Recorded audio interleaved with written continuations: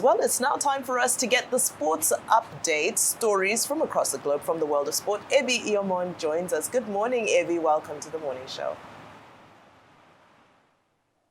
Good morning, Viva. Thank you so much. Good morning, Rufai, and good morning, Dr. Abati. It's good to see all three of you this morning. Well, we'll begin this sports segment with the Euros, where Spain defeated France last night to get to the finals of this particular tournament. We had Lamine Yamal etching his name in history by becoming the youngest player to score in the Euros. And let's not forget that on that same starting 11, we had Jesus Navas being the oldest player to play in the semi-finals of the Euros. Spain totally had a swell time. France got the lead in the 8th minute and thought probably they could defend it all to the end, but Spain showed their magic. Spain showed why they won the Euros in 2012 back-to-back, the only nation to do it. And they've won it 3 times. They'll be hoping to lay their hands on a 4th one. Well, we had De La Fuente being the first coach to lead a team to 6 straight victories in the Euros. Now they'll face on the winner of the game between England and the Netherlands. England take on the Netherlands tonight.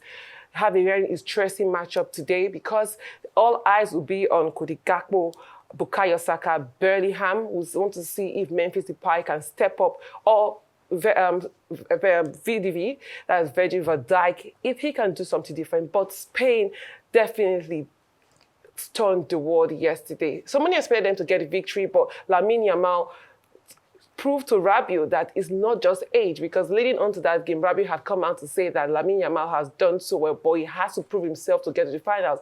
And that is what he did exactly with that sublime goal. And away from that, we also had in Copa America, Argentina getting a 2-0 victory.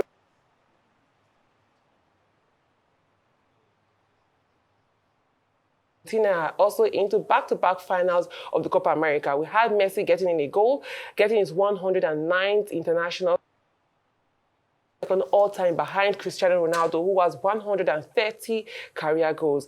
Canada did so well this tournament, their first Copa America tournament, and they reached the semi-finals. Sadly for them, they had Alphonso Davies injured. Hopefully, update will come out later to see if it's a serious injury or not. But Canada did well yesterday. Argentina are in the finals. We're left to be seen if Colombia or Uruguay, between both teams, who qualifies for the finals of this Copa American tournament. And away from that, to come to Olympic stories, as the D Tigers are already in Germany, and it's been announced that they will have 3 trainings as friendly games ahead of the Olympics. They will take on Germany, there is Serbia and Japan, as they hope to tackle 3 strong teams, Australia, Canada, and France, in Group B of the Olympic basketball. Hopefully, they do better than what they achieved last Olympics, but the D Tigers are in Germany already ahead of the Olympics. And still on the Olympics, we had the world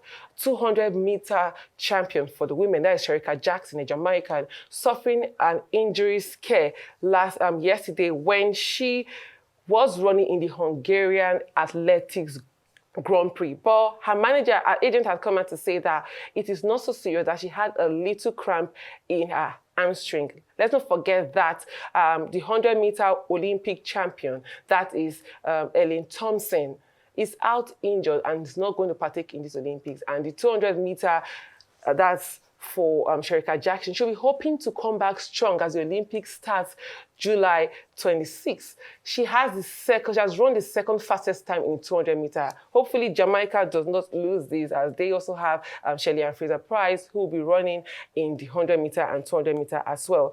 And we'll move away from that and go to the Wimbledon, where matches were played yesterday, and matches will be played today as well. We have Alcaraz and Medvedev setting up a semi-final matchup in the Wimbledon, a repeat of what happened last time out, that's last year. We had Alcaraz defeating Tommy Paul, the American, and also Medvedev finally getting a revenge over Yannick Sinner, who defeated him at the Australian Open earlier this year. Later today, we'll have matches being played as Djokovic will face off against the Mino, and we'll also have Fritz taking on Musetti. But Alcaraz had to come back against Tommy Paul, and same with Medvedev. Interesting games played yesterday. And yesterday, rightfully said, the 7th-seeded Paolini got a victory over 17th-seeded Navarro. And she will face off Dona Vekic, who defeated Lulu yesterday. Well, very interesting games there. We had Paolini winning in straight sets, but we also had Dona having to dig deep to get her victory. Very interesting one. And later today, we'll see matches being played. Elena Ostapenko will be in action today. And Rybakina, who was the 2022 Wimbledon champion, will face off against her opponent today, and she'll be hoping to get to the final. She's the highest ranked women's player in this tournament, and she'll be hoping to use that as an advantage to get to the finals. We'll see how that pans out in Wimbledon. But thank you so much. This is all I have for you on sports today. Real quickly, I'm still rooting for my Ghanaian sister Paolini, like I normally say. I think she should just go for it. You know, she tried her best in Roland Garros, it didn't work. And honestly, I think Spain will take it. And I don't like to say the word, but I was vindicated again. I said it, France was lackluster. Oh, they kept on saying, giving all sorts of reasons. Spain outplayed them, and kudos to Yami Lamar, you know, one of the youngest scorers. I don't know who holds the record between Lamine Yamal and Wayne Rooney if you check Euro 2004, because Rooney too was in age 16 thereabouts when he came to Euro 2004. Yami Lamar will be 17 on Sunday, but I think we should also check that for the record, because people keep saying that, but I know Rooney too was very young when he came to Euro 2004, but congrats to Lamine Yamal.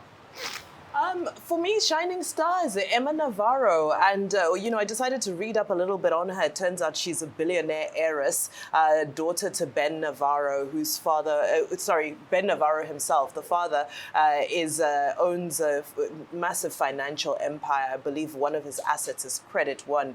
So they are credit card and I believe debt collection empire that they have, valued at about $1.5 billion US.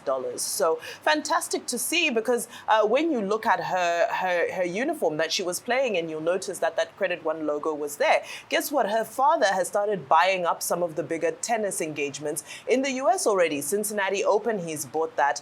So he's on a buying spree of tennis events, I suppose, so that, his daughter can get in there. Thank God tennis is a very fair game. We get to see everything as it transpires. I don't think I've heard any history of match fixing in tennis just yet. However, breakaway star, even though she has bowed out now, definitely the beginning of a fantastic career for the billionaire heiress. Well, England plays tonight, meeting the Netherlands in the 8 p.m. tonight in the second semi-finals in the Euro 2024. Well, I think the Three Lions will need more than Dutch courage to be able to beat the Netherlands team. But if they succeed and they get to the finals, they will meet Spain. Spain has proven to be the most complete team in this tournament so far. Either it's defense, or it's attacking, or it's the midfield, and they demonstrated that against France yesterday. It's not surprising that Kylian Mbappe said, well, the outing at this Euro 2024 has been a failure. Well, maybe he exaggerates, but at least individually, he's not been able to stand out. Maybe when it gets to Real Madrid, Carlos Ancelotti will find the magic again. World Cup, superstar, the Euro 2024 enigma. But talking about stars performing very well, yes, Lamine Yamal is, 16 years old, 362 days.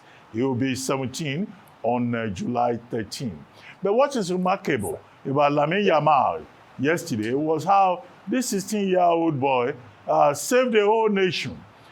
Spain was 1 goal down, but in the 21st minute, Lamine Yamal put in that goal. And the confidence that he has demonstrated, and that goal has been described by people who know as one of those goals that will be remembered for all times in terms of the classy nature of the goal, compared to Marco van Basten, compared to Paul Gascoigne, So you find a 16-year-old doing this stuff of legends. McEnroe is defending Djokovic. John McEnroe says, well, Djokovic was right to have complained about being booed at Wimbledon, and that everything that Novak Djokovic has done is like people at Wimbledon don't like him. They seem to prefer, Rafael Nadal. They seem to prefer even more Roger Federer. But that it seems to be a source of inspiration for him when he's criticized. He's going to play today in the quarterfinals against Dominion. So the prediction is that he will win and also get to the semi-finals. The other semi-finals is being predicted for Freeze to win it. But on the other side, you have, as you have said, Medvedev, who defeated Jack Sinner, and you have Alcaraz, also, who defeated Tommy Paul. So exciting developments everywhere. And here at home, I hear rumors that we're planning to bring back Pesero. Will Pesero still come back? Okay. Maybe I want to make a quick correction. Actually, Rooney was over 18 when he made that great showing at Euro 2004. So he was over 18. So I think I was conflicting it. He got into Everton at 16. Thanks, sir. So who wants to bring Pesero back?